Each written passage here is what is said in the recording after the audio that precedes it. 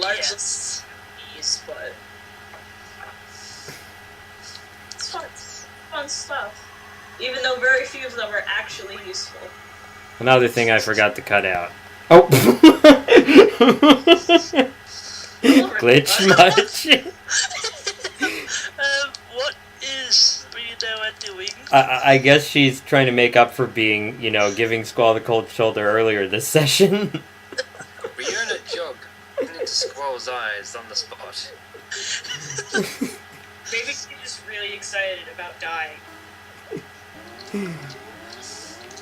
No, she's excited about not dying so that they can be together. Because that is what this game is about. Other Final Fantasy games had romance subplots. In this game, it's not a subplot. Yeah. Okay, and now she's not there anymore. Wait, where is she now? Is she even on screen? What? The hell? She vanished. Where's Waldo? I mean, Rinoa. Okay.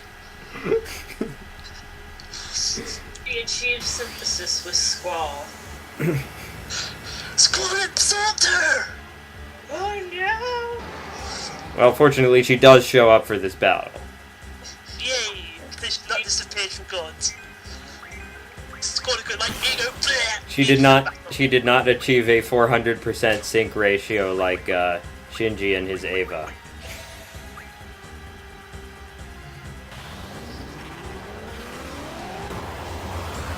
Distortion.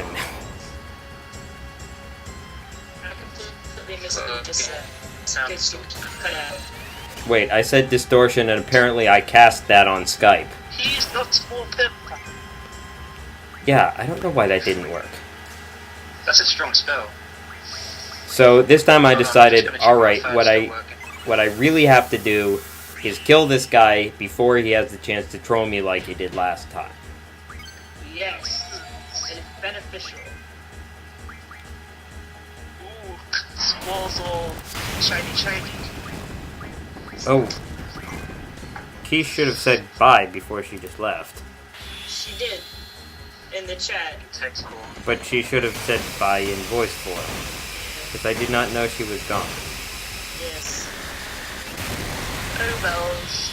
So I've mentioned this sometimes before, but normally the number of hits you get with Renzo Kukin is determined by Squall's crisis level, basically how much trouble he and the party are in. However, for some bosses, it's a predetermined number that doesn't change. This is one of those bosses. So you're going to get a bunch of hits on him when you use Renzo Kukin. Which means that no matter which finishing move you get,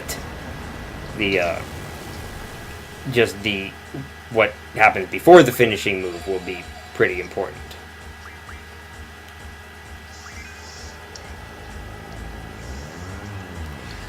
Oh yeah, so I should explain. The reason why you want Rinoa in battle is because she has a very powerful limit break, if you got it. A wishing star will really wreck the enemy, if you get it.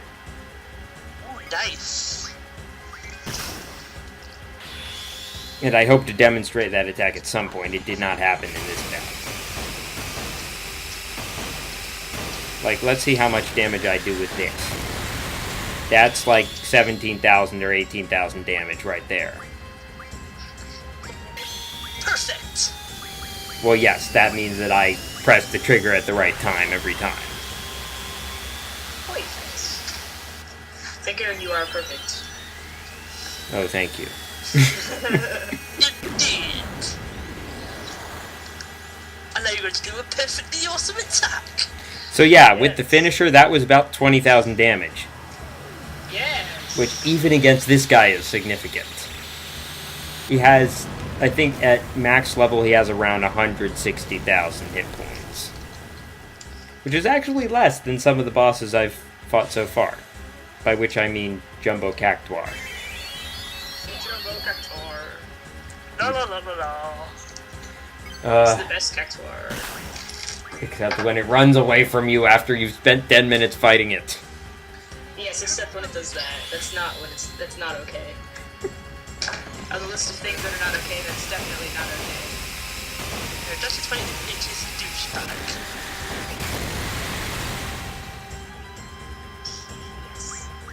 I love the way it just hit the ground with a thud at the end of that.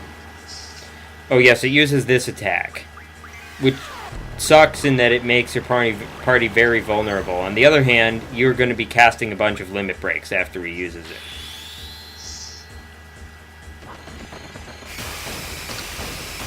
A number of bosses near the end of the game have that attack, which reduces everyone's hit points by 3/4. Oh man. So you remember I was talking just not too long ago about like the Djinn and Golden Sun, right? And how you use them to like buff your stats and stuff. So what happens is like they either set, standby, or recovering, and so when they're on, you set them to give yourself a stat bonus. You can then use them in battle, which puts them on standby, and then you use standby. Whatever you have on standby affects what you can summon, and when you use them for summon, they are all entered into recovery, and like one Djinn recovers every turn. So Sharon requires something like, I want to say 18 different Djinn to be set on standby, and so it'll take 18 turns to recover fully, almost.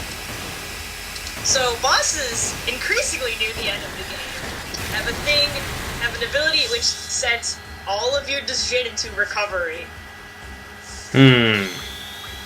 So you get super nerfed for a few turns.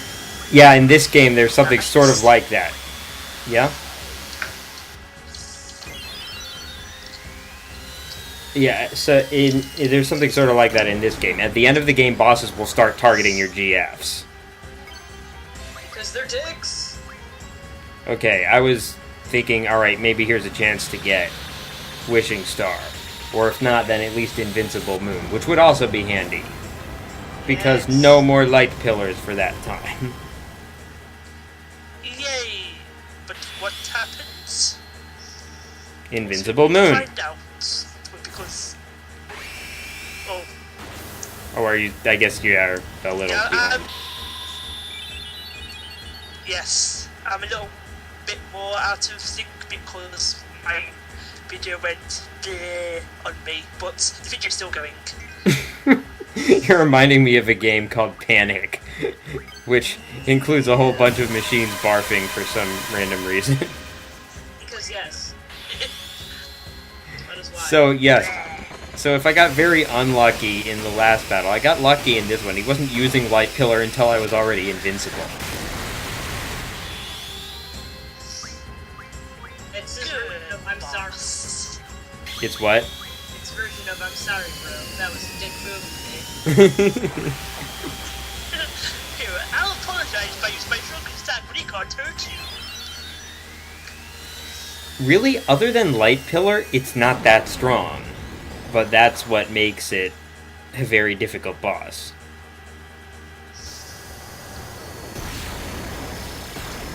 And now it explodes.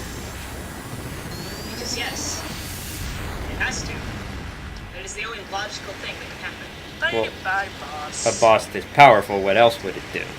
So it exploded and then disintegrated. Well, because disintegrating is the fanciest way that it could die within the restrictions of the graphics. This is true.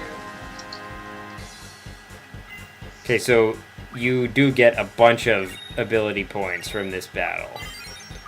But the real reward you get is the most powerful GF in the game. Yay! So since it's the most powerful GF, He done. I decided to name it after the most powerful Let's Player.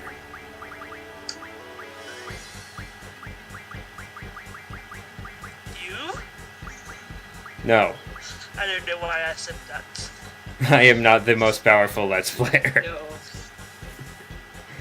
Most powerful as determined by most subscribers and most video views. All of them.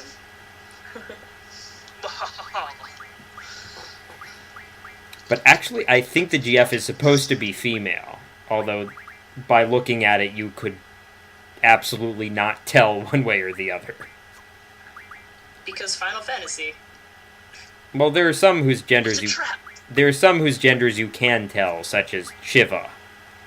Well, yes. Yes. Also, traditionally, Shiva is always female anyway, so... Which is kind of weird because the name comes from, I believe, a male deity. A male god. Yes. No, Shiva's always the goddess of destruction.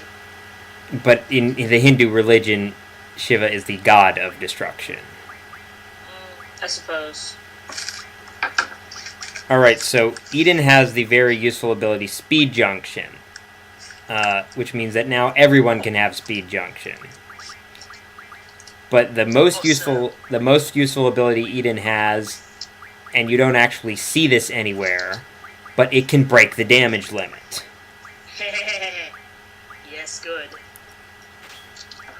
Also, one ability that you really want Eden to learn is Boost, because its attack animation is ridiculously long. Which means you can easily get up to the maximum boost, which is 250.